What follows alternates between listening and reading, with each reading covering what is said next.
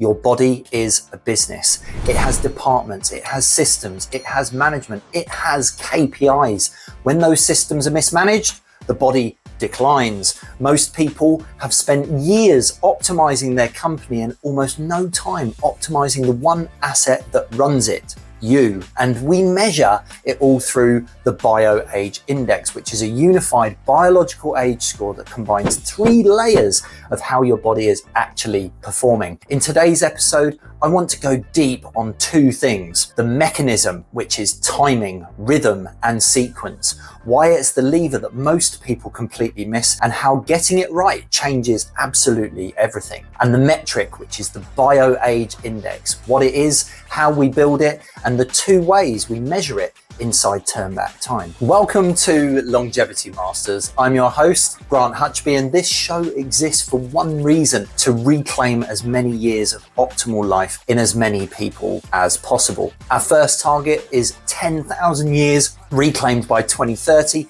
and the long-term mission is 1 million years. This is for founders, business owners, executives, and high performers who want more than just income and net worth. It's for people who want the energy, the clarity, the presence, and the time with the people that they love that high performance is supposed to create, not destroy. Everything we do here sits underneath one belief: your body is a business. It has departments, it has systems, it has management, it has KPIs. When those systems are mismanaged, the body declines. Most people have spent years optimizing their company and almost no time optimizing the one asset that runs it, you. And we measure it all through the BioAge index, which is a unified biological age score that combines 3 layers of how your body is actually performing. 1 number, an honest read on where you are. In today's episode, I want to go deep on 2 things: the mechanism, which is timing, rhythm, and sequence, why it's the lever that most people completely miss, and how getting it right changes absolutely everything, and the metric, which is the BioAge index, what it is, how we build it, and the 2 ways we measure it inside Turn Back Time. If you want the full system overview, the 6 pillars, the rhythms, all of that, go back and watch the previous episode. It's all in there. This episode builds on it, but it also stands completely alone.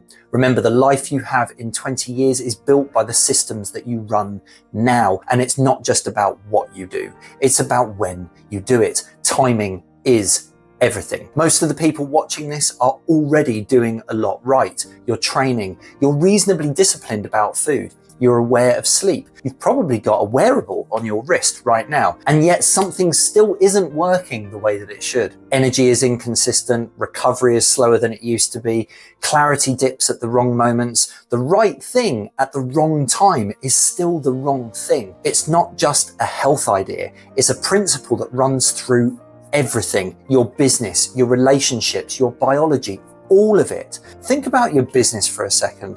The right strategy launched at the wrong time fails.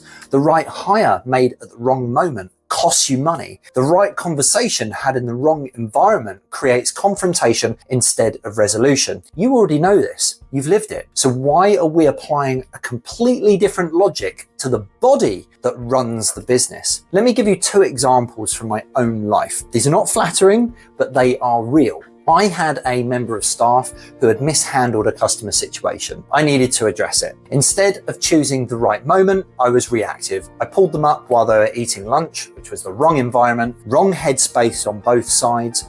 What should have been a clear conversation turned into a confrontation. The same conversation, done properly, would have landed completely differently. Wait until lunch is finished. Find somewhere private. Give them the context beforehand so they do not feel blindsided. Same topic, same message, completely different result. The only variable was the timing. I've done the exact same thing at home. Something happens, it needs addressing, and instead of choosing the moment, I blurt it out in the supermarket, around family, in the car. What could have been a calm conversation becomes an aggravated scenario. I've had to learn the hard way more than once.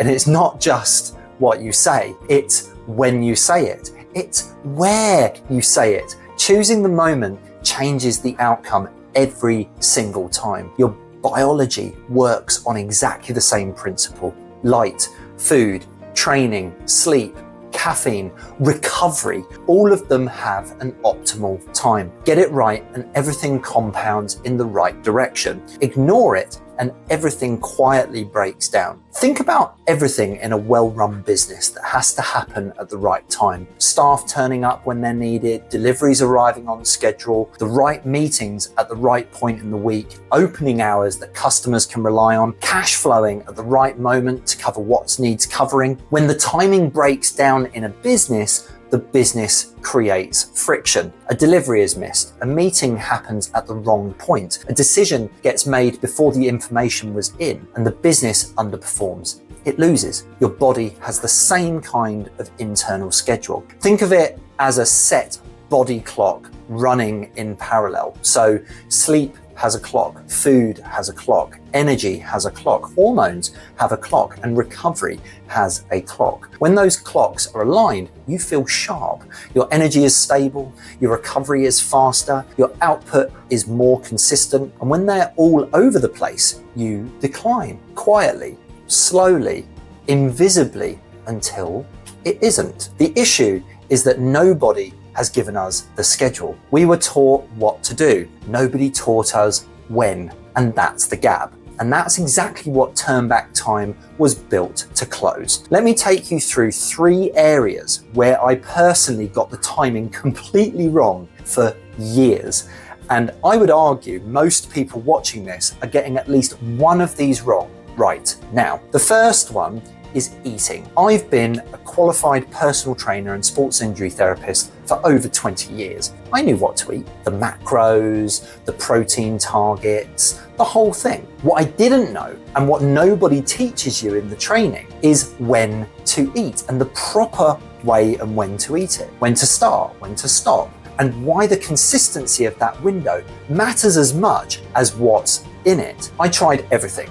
Eating first thing on waking, eating right up until bed, fasting for different lengths on different days. My longest fast was 84 hours. And for years, I had gut problems, loose stools, inconsistent digestion. Nothing fixed it. Not food quality, not supplements, not protocols.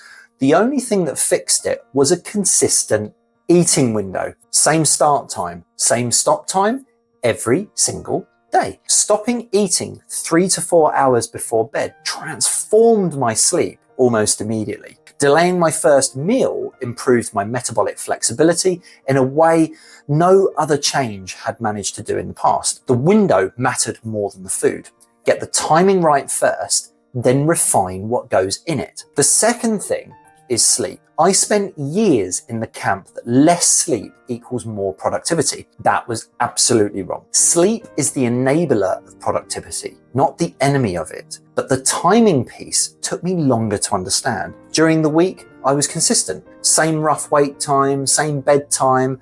I functioned reasonably well. But the weekends were for catching up. Lie-ins, late nights, using that time to recover from the week. The result was Monday morning fog, or the Monday blues. Heavy, slow, groggy. I always put it down to the week ahead. It was actually the weekend behind. What I'd done was shift my sleep window by 2, sometimes 3 hours across Saturday and Sunday, and my body clock had to readjust every single Monday. It's essentially self-inflicted jet lag, and it's more common than most people realize. When I kept the sleep window roughly consistent 7 days a week, Monday blues almost disappeared. I still enjoyed weekends fully. I still had the occasional late night, but the rhythm stayed much more consistent. Not rigidity, consistency. And that's the 80-20 rule, not perfection. 80% of the time, your sleep window stays roughly the same. You get the 20% to slip, life requires it, but the 80% is what protects the clock. So the third thing was caffeine. I have to talk about caffeine because I think a lot of people watching this are exactly where I was. When I was younger, I was stacking everything. Red Bull, caffeine tablets, pre-workouts on top of pre-workouts. I was incredibly tolerant to caffeine. I still am. To the point where I could have a double espresso at 10 p.m. and fall asleep by 11. I used that as evidence that it wasn't affecting my sleep. It was completely the wrong evidence. Caffeine has a half-life of around 6 hours. So if you have caffeine at 4 p.m., half of it is still in your system at 10 p.m. You might fall asleep, but the quality of that sleep takes a hit. Your body does not repair as well overnight. You wake up less recovered than you should be. When I started properly measuring my sleep, the pattern was undeniable. Caffeine too late, sleep score drops, energy the next day suffers, and I reach for more caffeine, and the cycle compounds in the wrong direction. Now I use it completely differently. One coffee, delayed at least 90 minutes after waking. On some days it's closer to 3 hours, and is timed before something important where I want that mental edge. I've always finished as well at least 8 hours before bed. Same substance, completely different outcome. That's the timing principle in its simplest form. And here's what I didn't expect. When I got the timing right, eating, sleep, training, caffeine, the change wasn't just physical. I got calmer, more conscious, less reactive. The snapping stopped. The phone habit became easier to manage. The presence came back. My wife noticed. My kids felt it. The people I work with got a different version of me. And I made that full connection in 2024. When my biology was running properly, everything around me started functioning better too. Not because of some dramatic intervention, because the system underneath everything was just running the way it was supposed to. That's what longevity actually is. It's not living longer to sit in a chair. It's performing better for longer, so the people who matter most get the best of you, not what's left after the day has taken everything out of you. So before we get into the metric, I want to tell you our promise, because everything I just walked through, the eating window, the sleep window, the caffeine window, these are not theories. The behaviors inside the turn back time system are built from evidence-based levers that are known to influence the drivers of biological aging. It's tested and refined, mapped to the rhythms that move your biological age. The aim is to put you on a trajectory towards being 10 years biologically younger than your chronological age. Not through hacks, through measurable behavioral change repeated over time. Direction first, and then proof follows. In the 12-week system, the goal is not perfection. The goal is a trajectory moving the right way. Let's talk about measurement, because without a proper metric, everything we've discussed is just intention. Your chronological age tells you how long you've been alive on this earth. Your biological age tells you how well your body is actually functioning relative to that number. The problem is that most people measure one layer and think they have the full picture. Think about profit in a business. Profit is the number that tells you how the whole business is performing. But you can't understand true profit unless you understand how each department is contributing or dragging to that number. Most people look at the departments that makes them feel the best and use that as their read, their one source of truth. But the department they are ignoring is often the one creating the most drag. That's the one that actually is aging them. The BioAge index fixes it.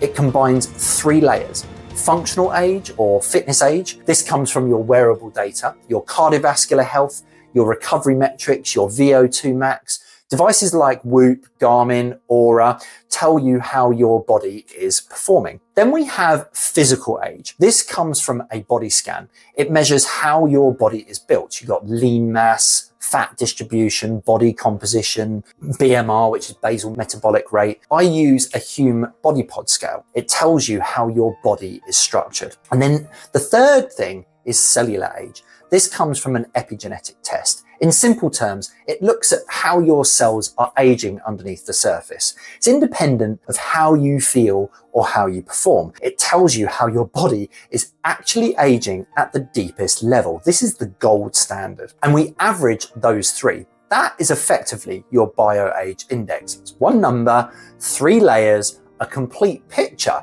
not just a department that flatters you, but there's one more piece. And this is where most platforms fall short. None of the existing platforms, wearable, body scan, or an epigenetic test include grip strength, dead hang, or blood pressure in their calculation. And that gap matters. Grip strength and dead hang tell us how strong the whole system is, not just one muscle. Your hands, your shoulders, your core, your nervous system, all working together under tension. The research on grip strength as a predictor of how long you'll actually live is some of the most consistent data in longevity science. Your wearable measures your cardiovascular fitness. It tells you nothing about your strength, and strength is one of the most important variables in longevity and how long you're going to live. Blood pressure is one of the most critical cardiovascular markers we have. It's silent and often it's unmonitored. It's directly connected to how fast you're aging at a vascular level. So we include all three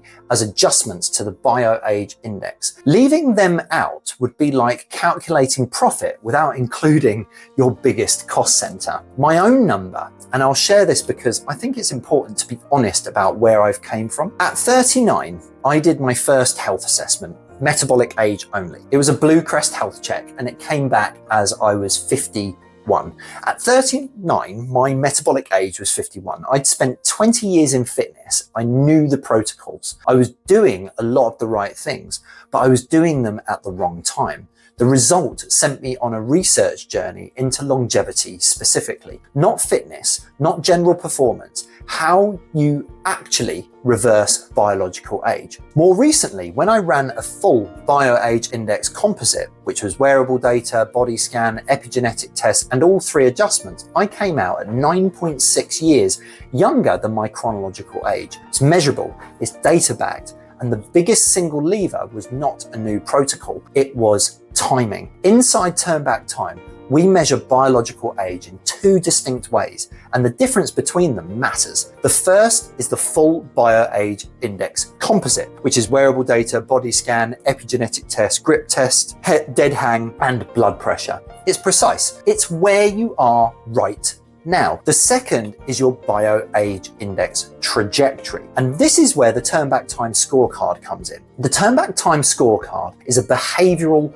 audit. It maps your current daily behaviors across the 6 pillars that sit underneath the turn back time system. The 6 pillars are you have sleep, energy, stress, training, structure, and protocols. And we also include things in here like nutrition and supplements and things like that. They're built inside of these key 6 layers. And it tells you, based on what you're actually doing right now, which direction your biological age is heading, your trajectory. Not where you are, where you're going. Here's why that distinction matters. The full BioAge index is your current position, a snapshot, accurate and really important, but your trajectory is what determines where you'll be a few years down the line, in 10 years down the line, in 20 years down the line. And the trajectory is driven entirely by behaviors. If the behaviors don't change, the BioAge index won't move consistently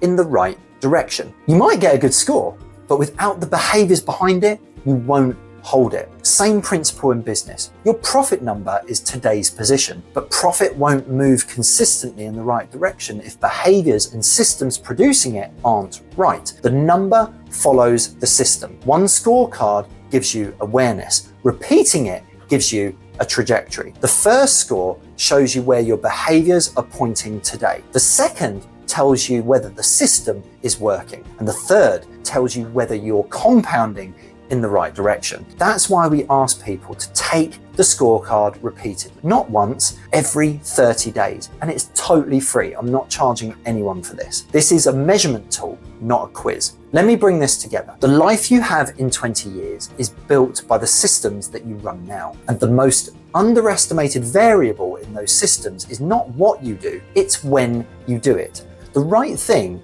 at the wrong time is still the wrong thing. Your body runs on clocks. When those clocks are aligned, everything compounds forwards. When they are ignored, decline is slow, quiet, and invisible until it isn't. We measure it through BioAge index, which is functional age, physical age, cellular age, adjusted for grip strength, dead hang, and blood pressure. One number, 3 layers, an honest read of where you actually are. The starting point right now, without any equipment, is the Turnback Time scorecard. Head to turnback-time.com and take it for free. It's in the description, it's in my bios and every social, just go there. It will audit your current behaviors across the Turnback Time system and show you your BioAge index trajectory, where your biology is heading based on what you're doing right now. Then take it again in 30 days. And again in 60, and again in 90. It's not just a quiz you take once. It's a repeatable measurement of whether your behaviors are moving you towards biological age reversal or away from it. Every completed scorecard gives us another data point. Every improvement is a measurable contribution towards years reclaimed. Like I said, our first target is 10,000 years reclaimed by 2030. The long-term mission is 1 million years. Let's start with yours. The link is in the description and in my bio on every platform. I'm Grant Hutchby. This is Longevity Masters, and the ultimate goal is to live better longer. See you on the next episode.